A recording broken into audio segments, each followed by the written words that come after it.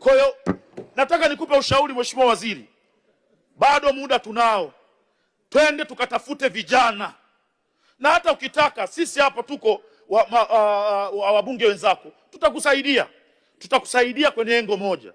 Tupe kazi, kila mbunge kwenye jimbo lake akuletee vijana wawili kiboko kabisa kwenye jimbo, wakusanye pale Dar es Salaam. Tuko wabunge hapa zaidi ya 270 na kitu. Tukikuletea vijana wawili au watatu, utapata vijana 800.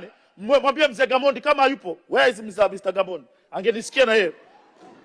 Mkusanyie vijana 800 pale, mwambie katika hawa vijana 800 ambao nimewaleta kutoka kwenye kila jimbo, naomba upate wachezaji 25 ambao wataenda kushambulia pale. Vinginevyo ukipeleka wazee, ndo utaona namna ambavyo unaenda kupata aibu mbele ya Mheshimiwa Rais. Ndugu yangu, na mimi wewe ni jamaa yangu, lazima nisimame na wewe, tutaaibika wote pamoja.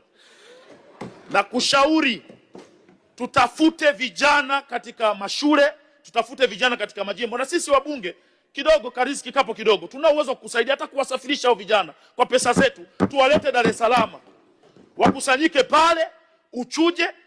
Lazima tushirikishe sisi, kwa sababu ukiwapa maafisa michezo wataona dili limeingia kwenye kazi.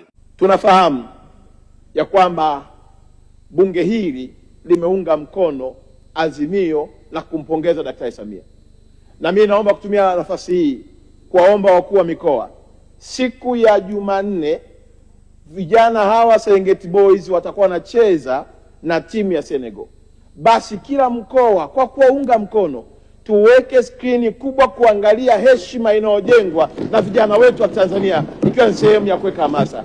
Baada ya kusema hayo, Mheshimiwa Naibu Spika, naunga mkono hoja, na kwa kweli tumepata, Mheshimiwa Sanga amesema kuna wale mameneja uchwara. Vijana hawa hawatakwenda kwa wameneja uchwara. Vijana hawa wanaenda kwenye sport academy za kimataifa, ikiwa katika mkakati wa kujenga heshima ya taifa letu, maandalizi yetu ya kuingia World Cup 2030. Naomba kuunga mkono hoja.